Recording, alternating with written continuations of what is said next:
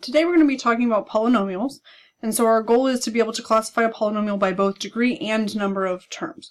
So there are a number of vocabulary words that we need to talk about in terms of this.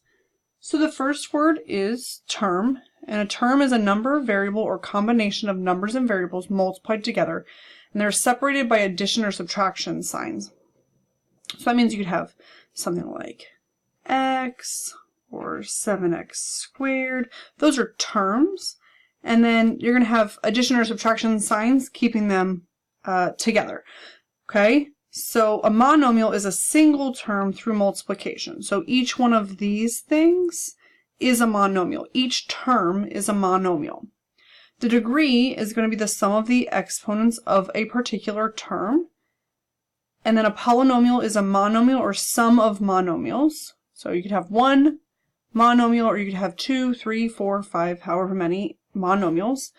And all of the variables must be in the numerator for it to be a polynomial. So if the variables are happening in the denominator, not a polynomial anymore. That includes negative exponents. Standard form is a polynomial in which the degree of each term decreases left to right with all similar terms combined. So that means that we're going to count from the highest exponent down until you're at the lowest exponent for those. And you have to have all similar terms combined, meaning all like terms need to be combined. Okay, all of these different things are going to come into play today.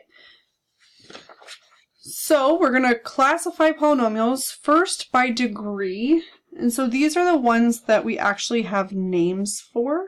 And when we're talking about degree, again, we're looking at the highest exponent, or I guess we should say the sum of the exponents in one particular term. So if we have something just like 3, that is something that has no x's with it. So this would be the same thing as having x to the 0 power. This highest exponent is 0, so the degree is 0. We call that constant. Because if you were to graph just 3, y equals 3, it's a line. It's constant at 3. It's not changing. If we have a degree of 1, that would be something like us having 2x plus 7. Let's say that, where the highest exponent here is 1. And if we were to graph y equals 2x plus 7, what would that create? Yeah, that would be a line, so linear. Quadratic is the next, so that's going to have a degree of 2. So if we have 2x squared plus 7x minus 1, something like that. The highest exponent here is 2, so that's quadratic. We're going to learn more about those later on this school year.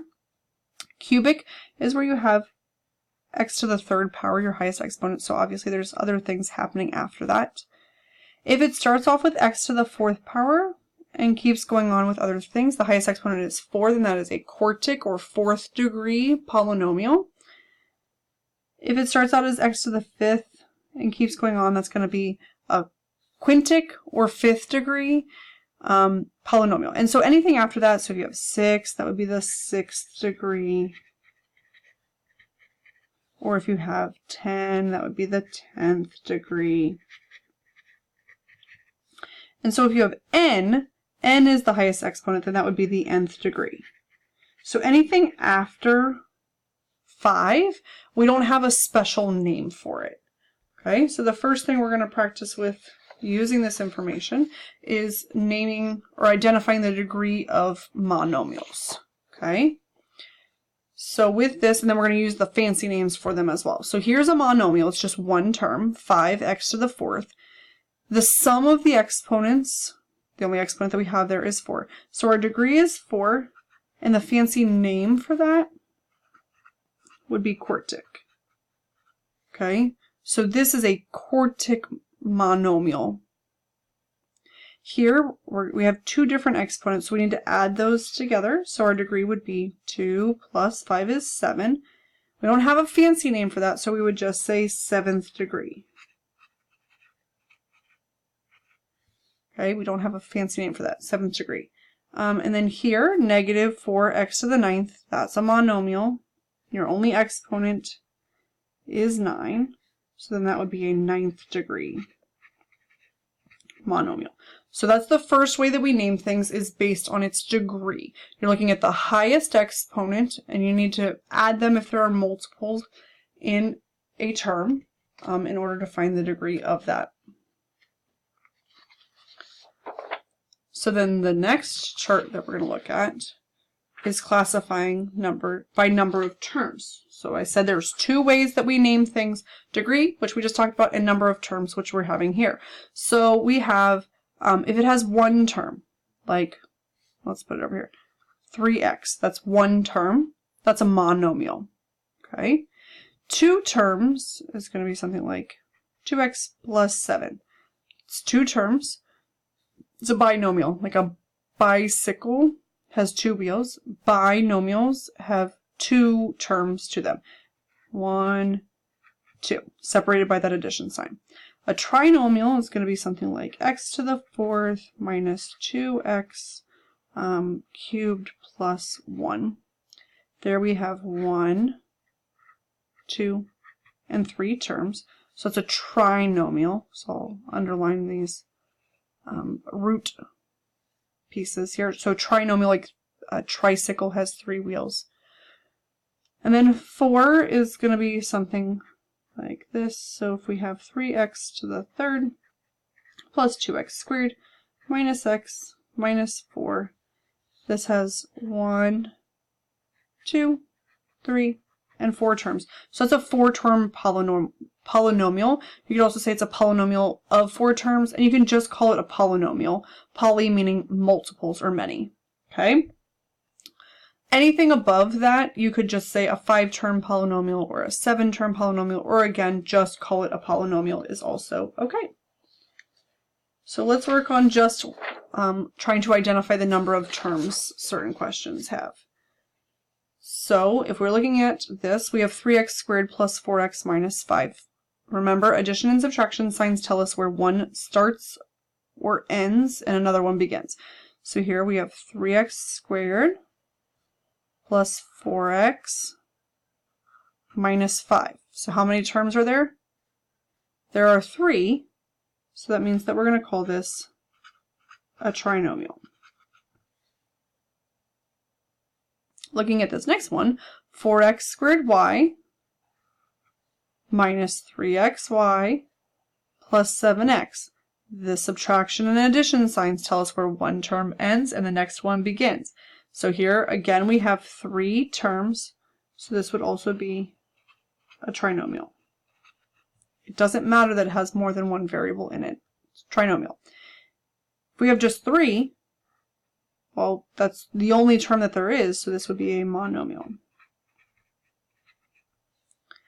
And last one, 5x squared plus 1, so we have 5x squared plus 1. 2 terms is going to be a binomial. Okay. Typically, people are better at naming them based on number of terms as opposed to degree, but we're going to be practicing and memorizing all of those things as we go as well. All right, so we need to now determine if these are a polynomial, and if it is, we need to classify it by degree and number of terms. And if it's not a polynomial, then we just say not a polynomial and move on. Okay? So remember, in order to be a polynomial, you need to have the variables all being in the exponent. Doesn't mean that there can't be fractions, but variables must be in the exponent. So if we're looking here, 3x cubed plus 4x squared minus 5x, all of those variables are happening in the numerator, so that's good to go. This is a polynomial. Now we need to classify it by degree, so that means that you're looking for the highest exponent.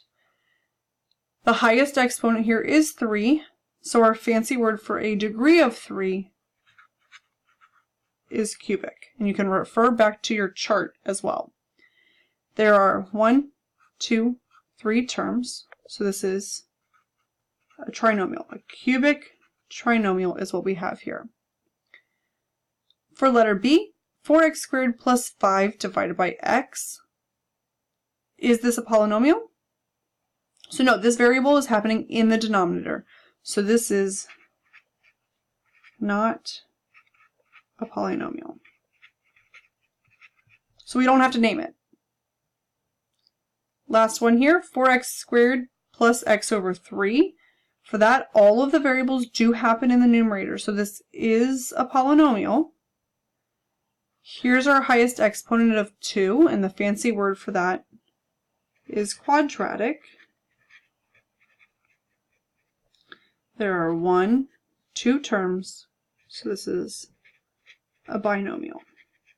You'll always name them degree and then number of terms afterwards. Alright, last type of question here is where we need to practice writing things in standard form and then naming them. So these are polynomials, and we need to put them in standard form. What does that mean again? Our exponents must go from highest to lowest, working from left to right, and all of our same terms should be put together, meaning like terms need to be combined.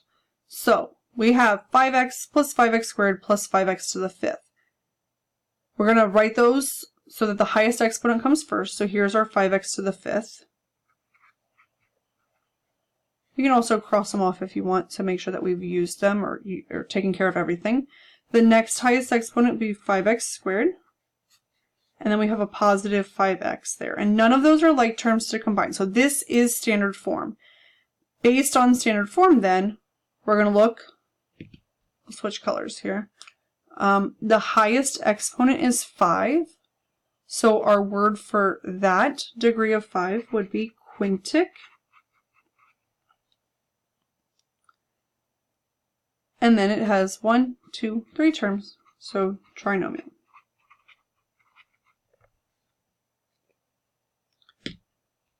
All right, last question here. We have 3x to the 4th minus 2x to the 5th plus 3x to the 4th. So we need to make sure that we're putting them in the correct form, standard form. So here our highest exponent is negative 2x to the 5th. So we've got that taken care of. Now both of these have x to the 4th, so we need to combine those. Those are like terms. If we have 3x to the 4th and we add another 3x to the 4th to that, we would have 6x to the 4th. So we need to make sure that we're combining like terms first before we can name things. Now we're looking for the highest exponent, which is again 5, so that's a quintic. But now, since we've combined like terms, we only have 2, so this one is a quintic binomial. Okay, so it's important for you to remember both charts, so let's go over things again. If we look at this one, okay, if we look at this one, degree of 0 is constant, degree of 1 is linear, 2 is quadratic, 3 is cubic, 4 is quartic, 5 is quintic, and anything above that just is that number degree. And then for our number of terms, 1 term is a monomial, 2 terms binomial, 3 terms trinomial, and anything above and beyond that would just be a polynomial of that many terms.